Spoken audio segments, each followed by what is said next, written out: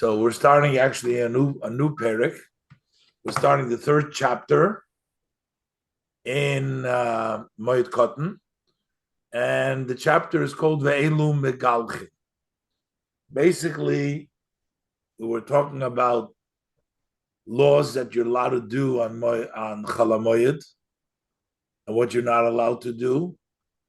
And now we're going to continue discussing some more halachas, basically about haircuts and basically about laundering during Chalamoyed. One of the main concerns that the Chachamim had, that people might leave their jobs for Chalamoyed because they're off. It's not a regular working day. And Mela, therefore, they might come into Yantiv without a haircut because they're going to think that they'll get the haircut on Chalamoyed, or they're not going to wash their clothing beforehand, and they think they're going to do it on Chalamoyed, and they'll end up, being with long hair or not laundered clothes. So the Chachamim didn't allow people to shave, to cut their hair on Chalamoyed or launder their clothes. But the Mishnah gives exceptions. Sometimes people, not of a fault of their own, didn't get a chance to take a haircut before Yantiv. So that's not included in the restriction. The Mishnah is going to count it. Zog the Mishnah, Ve'elu megalchin b'moyed. The following can take their haircuts or shave during the Cholamoyed. The first one the Mishnah mentioned is Habo Medina Sayam.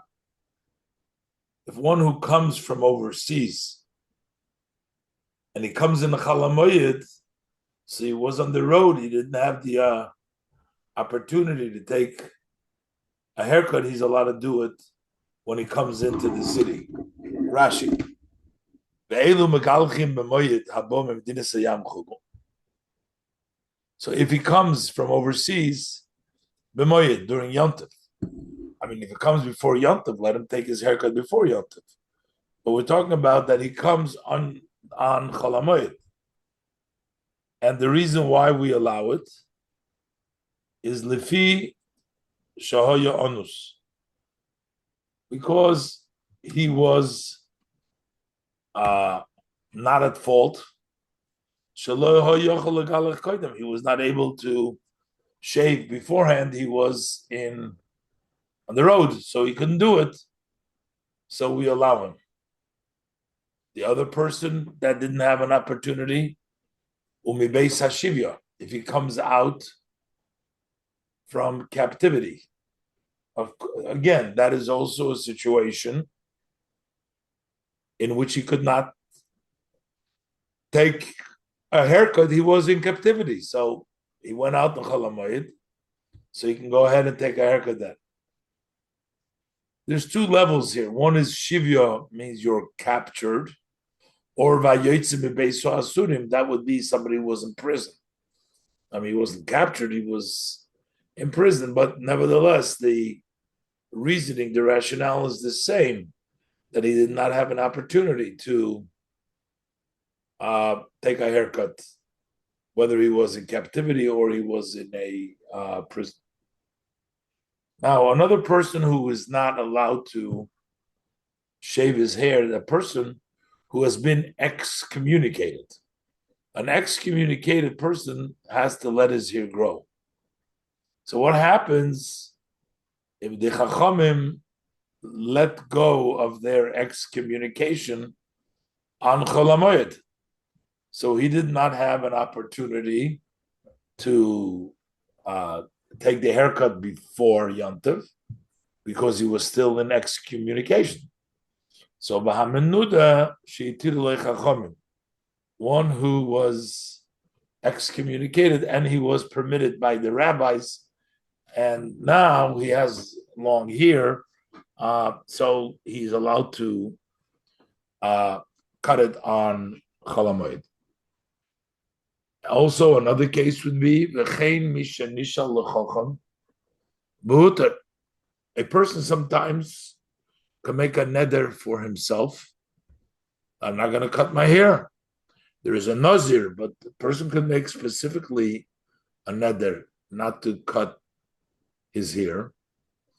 But he wasn't allowed to cut beforehand. But then he decided, he asked the sage, and the sage opened it up, permitted for him. Because there is the hatoras nedarim, there is the way to allow the neder. You go to a sage, and he finds a pesach harot, he finds an opening. Had you known that it's so difficult, whatever it is, so the chacham permitted him on chalamoyed. Shenodar sheloi Rashi mishenishul lechacham. Shenodar sheloi legaleach. He made a vow not to shave, so he wasn't allowed to shave before Yontiv. V'shol lechacham b'moyed, and then he asked the chacham to allow him during Yontiv. So he can go ahead and take the haircut on Cholamoid. I mean, this case is a little bit stretching it. You know, you can say, one can argue, who told you to make such a vow?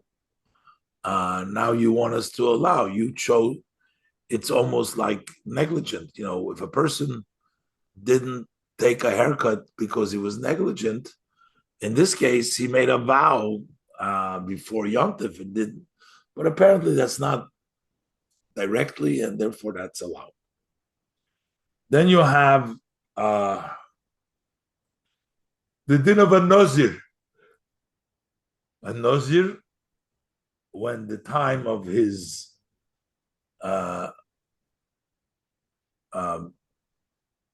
he became a Nazir that became Tamei.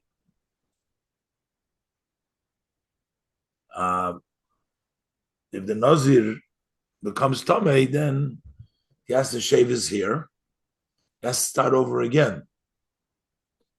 But now he became Tamei. So what do? We can shave his hair, even though it's Chalamoid. That means he goes from Tuma to Tara, meaning that he was healed. And once he's healed, he's no longer a Matzoira. He has to shave his hair. Again, he didn't have an opportunity. This just happened during Chol HaMoed, so we allow him to take a haircut during Chol HaMoed. This is about the ones shaving. Very similar is about washing one's clothes. Ve'elu mechapsim, and the following can wash their clothes b'moed on Yom Tov. Now, it starts off with the same as before. Haba mibeis mimdinas hayam. If you come from overseas, you didn't have a chance to wash your clothes. Mibeis hashivya. You come from captivity, you didn't have a chance to wash your clothes. Vayoytze mibeis hasurim, and one who goes out from prison. Now, the other cases that we learn in our Mishnah, not all of them apply, but a person who has excommunicated, the Chachamim permitted him. Apparently, you're not allowed to wash his clothing before either. One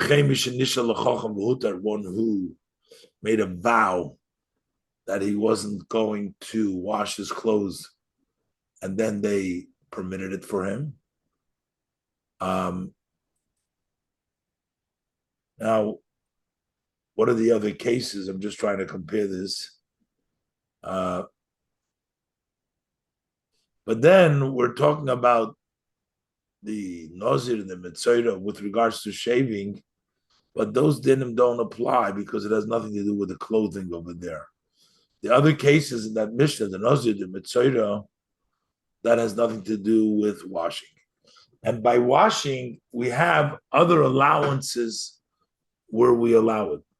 One of the things of Chol HaMoed, you may know that they allow you to wash like children's clothing that gets soiled. And this is all based upon over here. So the Mishnah says further that mitpaches hayadayim, those are the cloth that you use for your hands.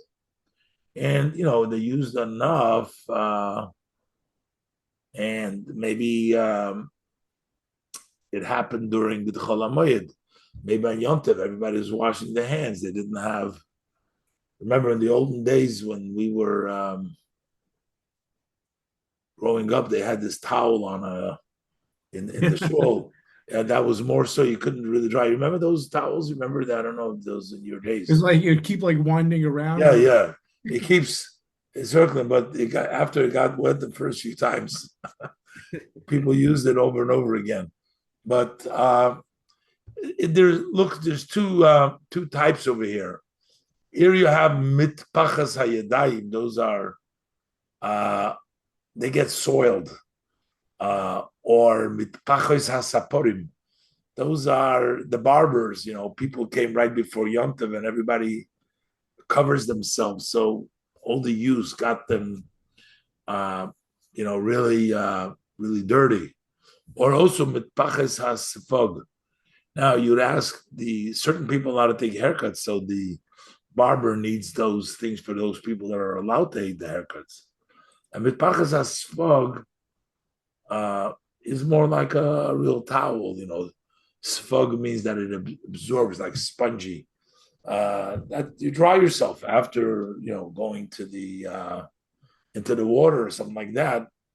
But these are considered things that happen by Yom Tov, right before Yom Tov. You didn't have a chance to take care of it before Yom Tov.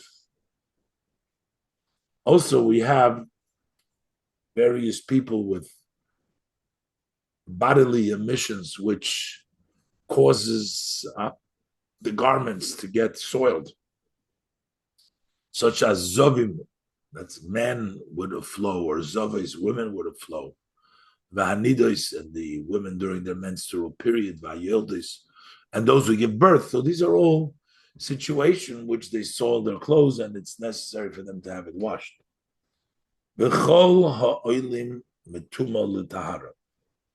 And the Mishnah adds something more, that all those that come from Tuma to Tahara, which means that people need to wash. Sometimes you need to immerse your garments, and that's the way to make them clean. In the Torah, we find a lot of times putting in clothing into the mikvah to make them pure. So, but Rashi actually says over here, no, this is no.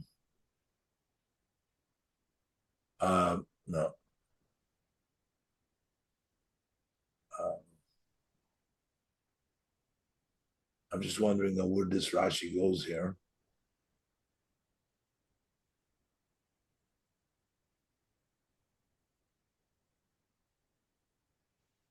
The Rashi gives you a little bit different than what I just said. No, not really. But so, when do you? Which one is it? Rashi says again.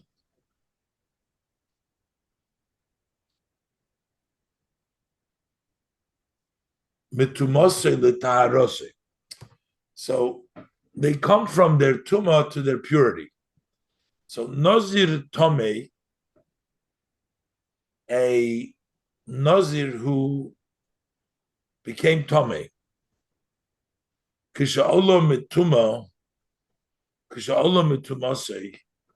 when he already went up and he's no longer Tome, Vishuv Einoi Mishamer Nizrei Umegaleach. So he no longer keeps his Nazir and he shaves. So what does it mean, Olam Mitumasei? that he when he's no longer tummy, because he goes to the mikveh and he no longer um, keeps his hair growing, and he shaves. So this is actually, I'm sorry, I'm reading something wrong over here. This does not belong over here. This is a previous Rashi. I don't know why it's doing over here. So I was having a hard time reading it to most of the Tarosi.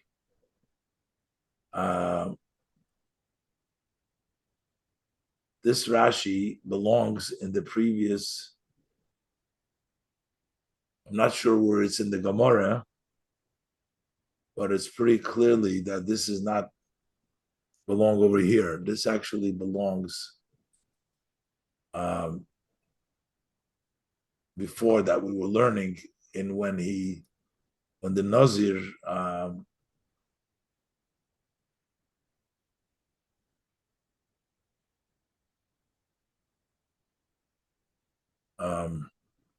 I'm not sure if I have it written wrong over here, or maybe Rashi is on this place, not in that place, but that seems obvious that it belongs over here. I'm just going to put it over there. All right. By us, there's no Rashi here. I mean, that's not the Rashi. We're not doing that. By us, we're going to learn Metuma Latara. If you wash the garment, they didn't have a chance. If they're going up from Tuma to Tara on when? On Chalamoyed, then you can go ahead and wash your clothing because you didn't have the opportunity to do it before. So that's permissible. Ushar kolodam, but everybody else is surim. Ordinary people are not allowed to take haircuts, and they're not allowed to wash their clothing. All right. That Rashi didn't belong over here; it belonged before in the Mishnah. Okay. So now, what do we know?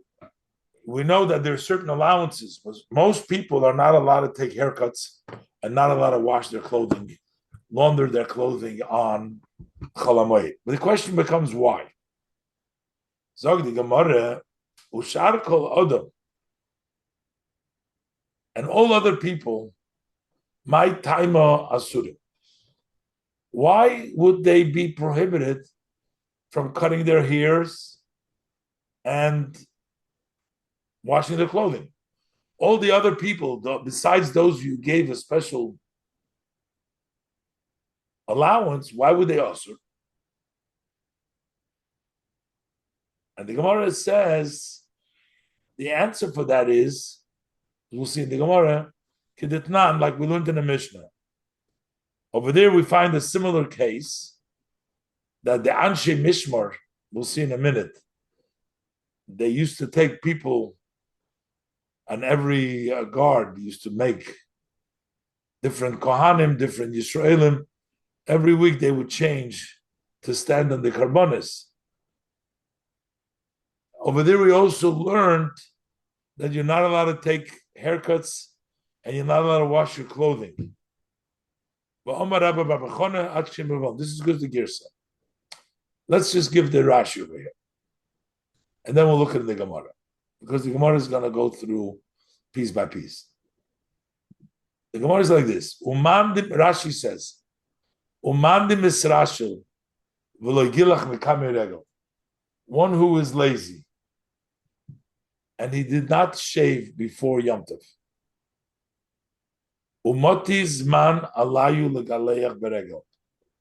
And the time comes on them to shave during the holiday. So which means he wants to share, but he had the opportunity to share beforehand.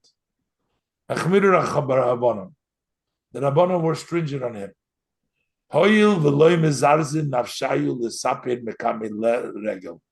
Because they did not make themselves ready before to take a haircut before the Yom Tov.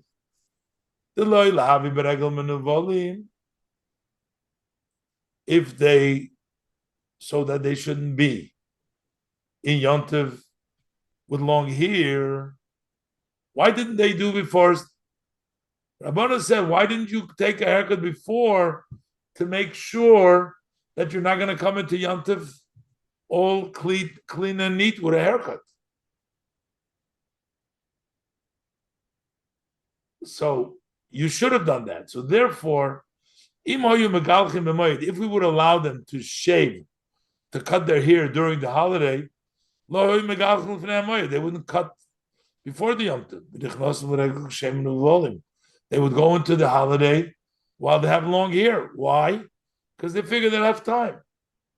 So if you're lazy and you don't take your haircut before the Yom Tov, and then you want to choose, we're not going to let you. But you should have taken a haircut beforehand. And he brings you a proof from a Mishnah, Kedetnan, in another Mishnah. You have the Anshe Mishmar and Anshe Maimed. Those are either the Kohanim that change in their job as the Mishmar, the Kohanim that serve. They made into 24 families. And you also had the Anshe Maimed. Those are the representatives of the Jewish people who would stand by the Korbanos. They would change every week. So these people, they're busy. It's like they have to take off from work. They have to be there, go to Yerushalayim. They have to be there by the Korbanos. During their time that they're on guard in Anshe Maimed, Asurin l'sapir v'lechabis. They are prohibited to take a haircut and to wash. However, b'chamishi, on Thursday and then Friday, when it comes closer to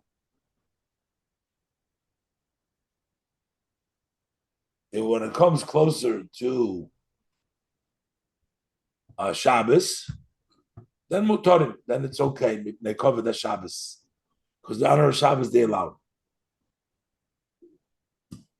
Why is there a prohibition for the people of the Mishmar and the people of the Maimed to take haircuts or to wash their clothes? So Rabbi Barbachona says in the name of Rabbi Lozer, my timer, what's the reason?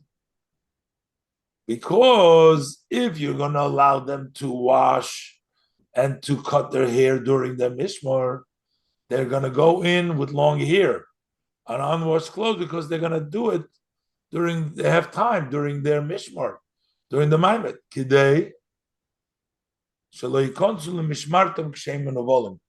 that they don't enter their guard, the Kohanim, with long hair.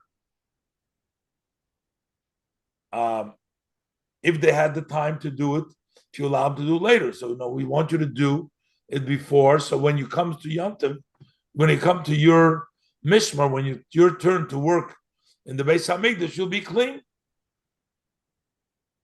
So just like we say it over there with regards to the Anshe Mishmar, the Anshe Maimed,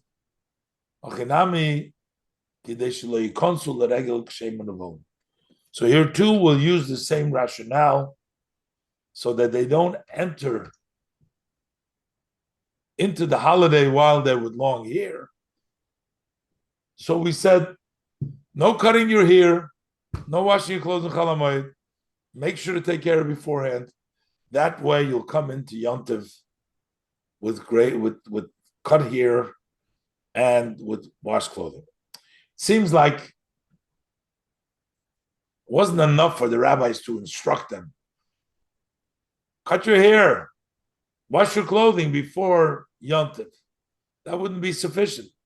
If they would be allowed to do it, the Chachamim told them. But now that they're not going to let them, okay, they'll think twice. That's what it looks like. I mean, why don't they just say you have to do that? But the people may not listen. But if they know that they can't wash, so they have to take off time anyways from their busy schedule So they might take it off, might as well take it off before the Yom Tov comes in. So they have, they look clean and they're clean clothing beforehand.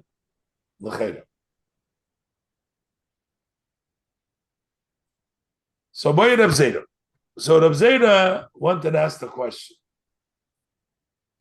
There's other mishaps that could happen before Yom Tov. He didn't get a chance because can we make an exception? Or we're going to say, no.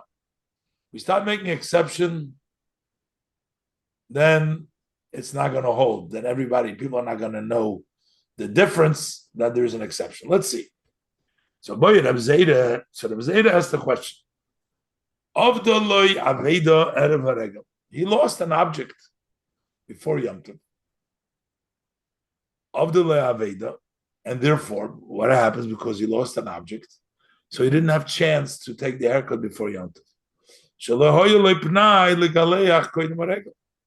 He had no chance, he had no time to cut before the Yom Tov. So, Kivan the Onis Mutter. So, since it wasn't his fault, it was against his will, so we're going to allow him. It's no different than somebody coming overseas. Or perhaps, no. Kivan the Mucha Milsa, since it's not evident, person coming from overseas, a person getting out of prison, getting out of captivity, everybody knows it's obvious why he did not take the haircut before. But over here, people don't know that he didn't take the haircut before he was looking for his lost object. Kivan la mucha milsa. Rash said la mucha milsa. All the people don't know that it was a mishap, that he was forced. But people will say, this guy is intending, he wants to leave for the Yom Tov when there's more time. We're not going to allow him. Is basically, do we worry about Marisayin or not? That's what it turns out. Do we worry that people are not going to know why there's an exception or no? Or we say, listen, this is not maybe such a big avera that we should worry about that. So Abaye says,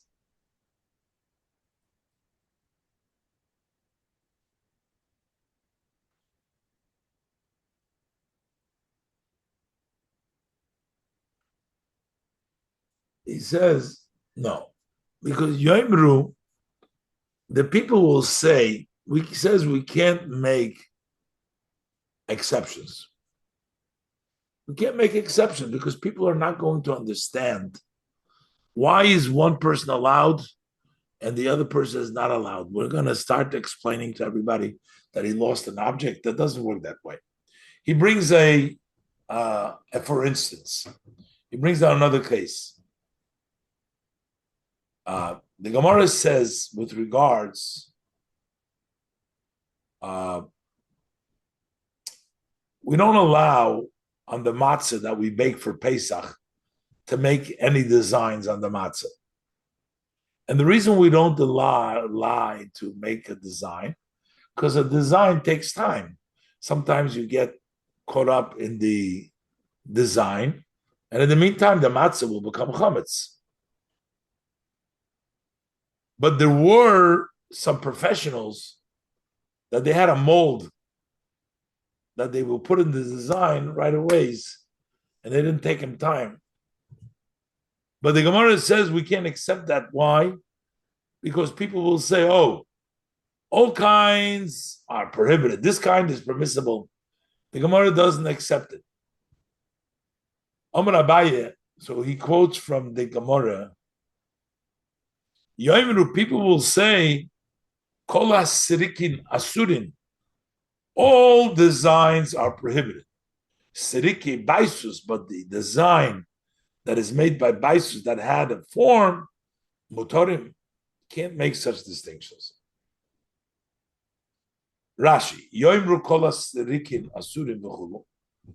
Koloimar, to say, the baisus hoya yochel lisrik chaloisov, Belishos.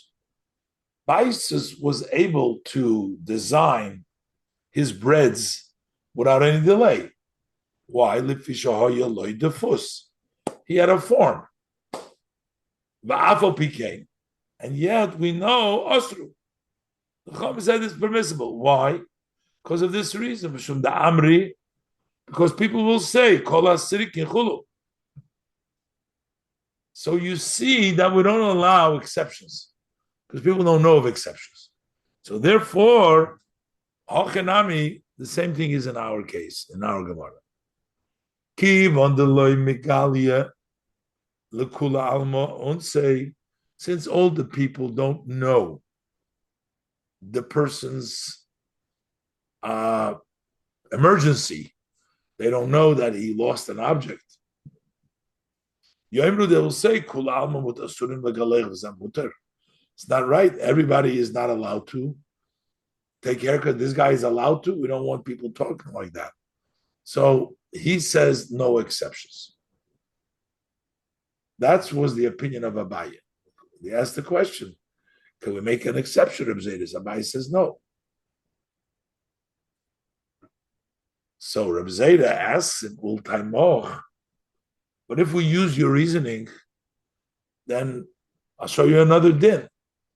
He said, name Rabbi Yochanan, Kol mi she'ein lo ela choluk echad. Person has only one shirt. What does he do? He's allowed to wash on Yom Tov. Mi she'ein lo choluk echad. How do people know how many shirts he has? You don't know. Nami lav mucha milsa lekul alma. Most people don't know how many shirts he has. So how can we allow him? He says, he's permitted to wash it on Chalal Moed.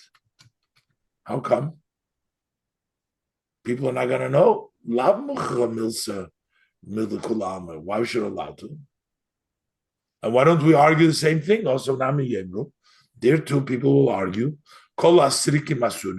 All designs are prohibited. Siriki bais is motorim. The design of bais are permissible. If you don't make exceptions, how do you make exception over there? And the Gemara says, I don't know why you're asking, because itmar Allah. But we learned on this statement when he said that it was permissible. Omar Mar Baravashi said, his belt proves on him when he has to take off his shirt. He has to wrap himself up, I guess, with his apron. I guess their shirts went all the way down to their feet to cover them up fully.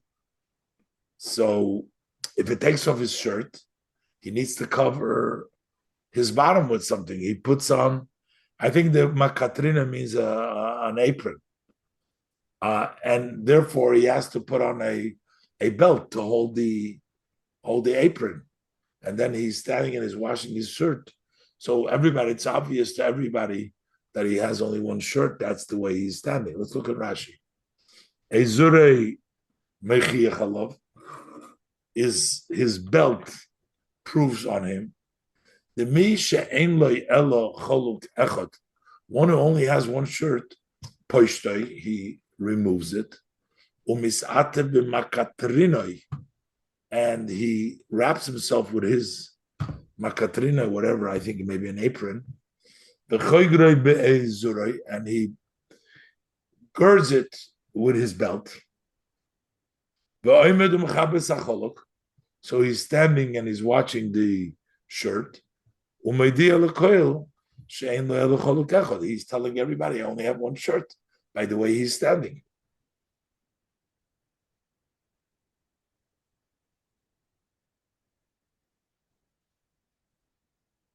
Okay, so that was the way we learned a normal situation.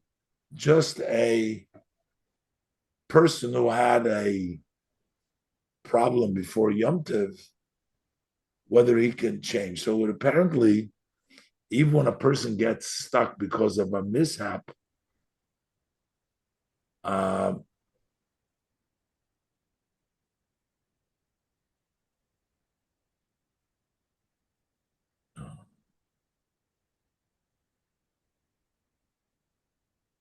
I guess the Gemara remains with that. We can't make exceptions because people don't know that you had a mishap. So we can't. It's different if you come. That's looks like the Gemara's conclusion that we're not going to make any changes. Rabashi Masni, he learned it a little bit different. He said that Boy Rab Zera's question was, Uman of the loy Aveda Erev Haregel, a craftsman who lost an object before the Yom Tov, Mau, what is the din? He didn't have a chance. Kegoin Uman is Kegoin Sapor. A barber, Shahakol Boyim Etzli Erev Haregel. So everybody is there before Yom Tov. The Roim Sha'avda Loy Aveda, and they see that he lost an object. Va'onusu, and he is in a no choice. And he's not able to share himself. Is that sufficient? Given the Umanu Muchamil, since he's a craftsman, so it's evident. Or perhaps Kivan the loy muchacha milsa kanach, or since it's not as evident as the ones that the Mishnah mentioned, the Masnisim, the Katan in the Mishnah it says Megalchin, the Meidal Akoil that everybody knows. It's not as evident as that. Loy, he will not be allowed to. So we took this a step further. Which means if nobody would know for sure, you're not allowed to. But even a barber, which you can say, well, people know because they were all there. A lot of people were there, so they see that he didn't have a chance, and maybe we're going to allow him. The Gemara answers, maybe no. And the Gemara answers, Teiku. Teiku means it's left unresolved, and we'll leave it over here too today. I got to run down to Daven Milcha. And thank you everybody for joining me. And Amitzvah Hashem, we'll see everybody next week. Is what? Is Tisha B'Av? What is next week? Tisha B'Av is next week. Tisha B'Av is next week on Tuesday, right? That's correct. Monday night and Tuesday. So that's Tuesday. So we will skip next week's shir and we'll resume the week after. Zoom call. So I'm call to everybody and hopefully to hear only good news. Thank you, Rabbi. Thank you very much. Good night.